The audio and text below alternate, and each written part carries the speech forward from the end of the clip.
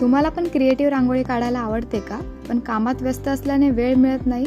तर आता टेन्शन नाही, कारण आज आपण बनवणार आहोत रेडीमेड रांगोळी, जी तुम्ही कार्यक्रमाच्या आधीच बनवून ठेवू शकता आणि कुठल्याही समारंभासाठी तुम्ही याचा वापर करू शकता.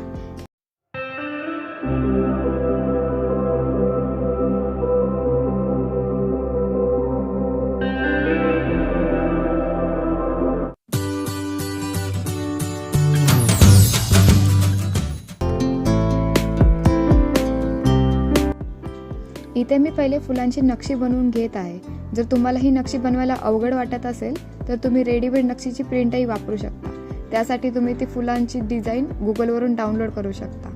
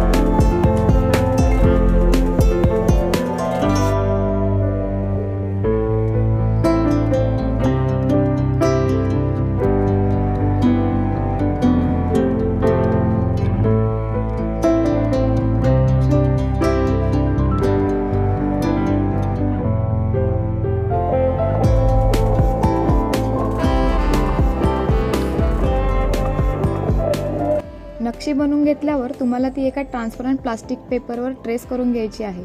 त्यासाठी मी इथे एक 175 मायक्रॉनची OHP शीट वापरत आहे. ट्रेस करण्यासाठी मी इथे ब्लॅक मार्कर वापरत आहे, जो तुम्हाला सहजरीतीने कोणत्याही स्टेशनरी शॉपमध्ये मिळू शकतो.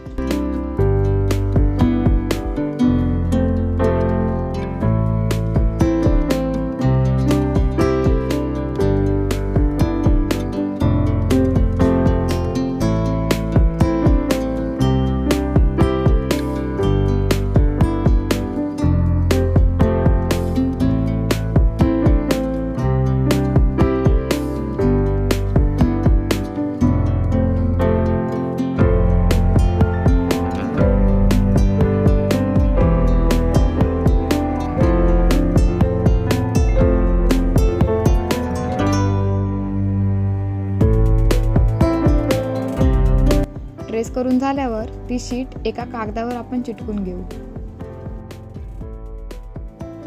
रांगोळी चिटकवण्यासाठी फॅब्रिक ग्लूचा वापर करायचा आहे. फॅब्रिक ग्लू 70% आणि पाणी 30% असे ग्लूचे मिक्सचर आपण बनवत आहे. पाण्याचे प्रमाण जास्त झाल्यास ग्लू पातळ होतो आणि रांगोळी व्यवस्थित बेसवर चिटकत नाही. त्यामुळे काळजीपूर्वक ही पेस्ट बनवा.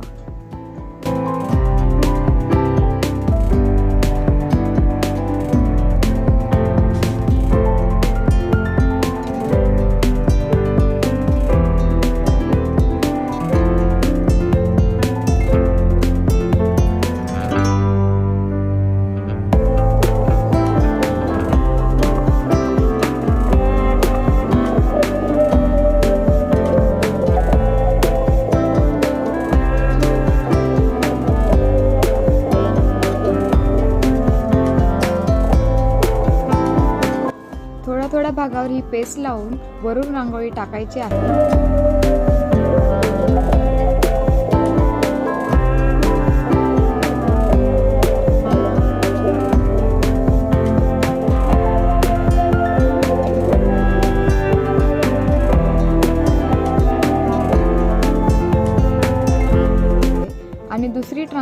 शीट वापरून दिल्याप्रमाणे त्यावर हळूवार प्रेस करायचे आहे आणि नंतर उरलेली रांगोळी झटकून टाकायची आहे। अशा प्रकारे संपूर्ण नक्षीवर आपण असेच करून घेणार आहोत।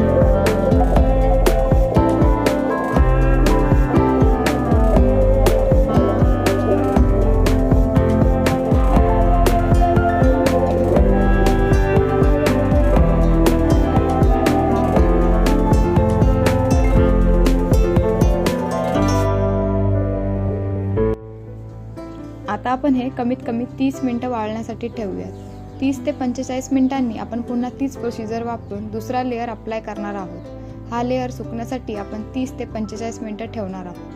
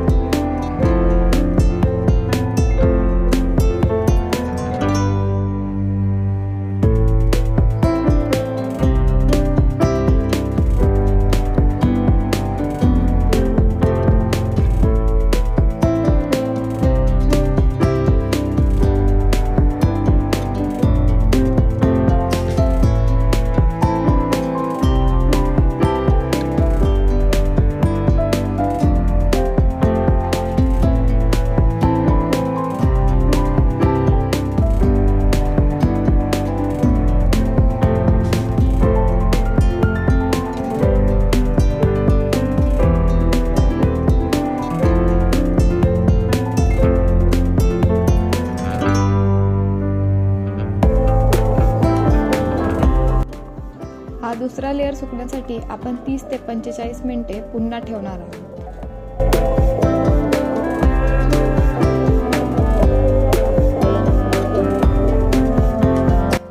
संपूर्णपणे लेअर सुकल्यावर ॲक्रेलिक रंगांचा वापर करून आपण शेडिंग करू शकतो.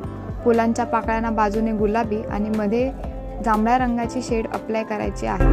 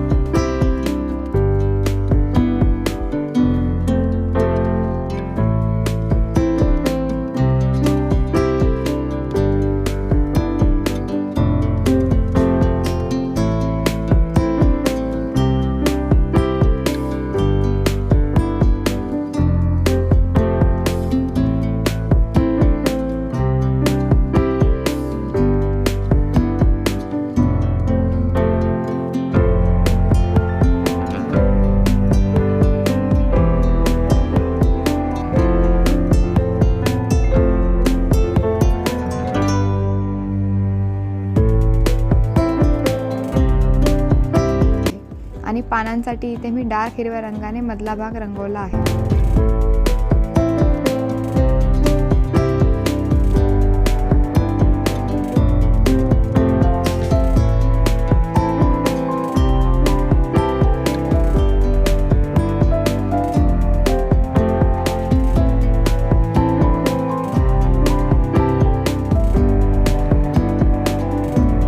नंतर सर्वात शेवटी काळ्या रंगाने संपूर्ण नक्षीला आपण बॉर्डर करणार आहोत.